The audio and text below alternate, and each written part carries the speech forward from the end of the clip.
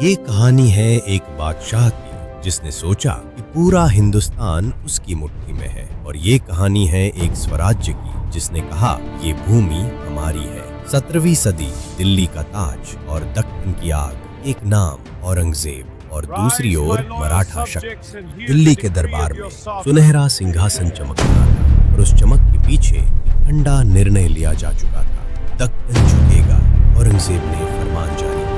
मुगल सेना तैयार थी, हजारों सैनिक, तोपें, हाथी और अनगिनत तलवारें, लेकिन सह्याद्री रायगढ़ के किले में दीपक जल रहे थे, रणनीति बन रही थी। स्वराज्य किसी की दया से नहीं, बलिदान से मिलता है। मराठा सैनिकों ने केसरिया बांधा, तलवार उठाई और शपथ ली, युद्ध अब केवल सीमा का नहीं था, ये अस्तित्व का युद्ध था। समय बदला, नेतृत्व बदला, पर ज्वाला नहीं बुझी। संभाजी महाराज अब रणभूमि में थे, घोड़े दहाड़ रहे थे, तलवारें टकरा रही थी और आसमान धुएं से भर चुका था। मुगल सेना ने सोचा अब मराठा शक्ति टूट जाएगी, पर संभाजी ने कहा सिर कट सकता है, झुक नहीं सकता। अंततः संभाजी को बंदी बना दिया गया, जंजीरें डाली गई, पर आंखों में डर नहीं था। औरंगजेब ने सोचा अब स्वराज्य खत्म, लेकिन वो नहीं जानता था विचारों को कैद नहीं किया जा सकता। राजा राम रात के अंधेरे में गढ़ से निकल गए, सह्याद्री जाग उठा, जंगल ढाल बन गए और पहाड़ तलवार बन गए।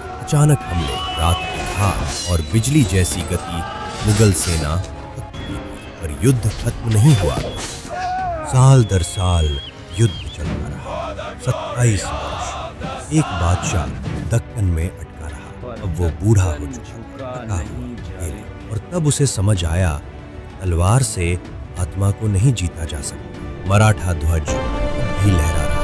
इतिहास ने लिख दिया साम्राज्य गिरते हैं, स्वराज्य मरता। ये केवल युद्ध नहीं था, ये था आत्मसम्मान का संग्राम। औरंगजेब बनाम मराठा शक्ति जल्द आ रहा।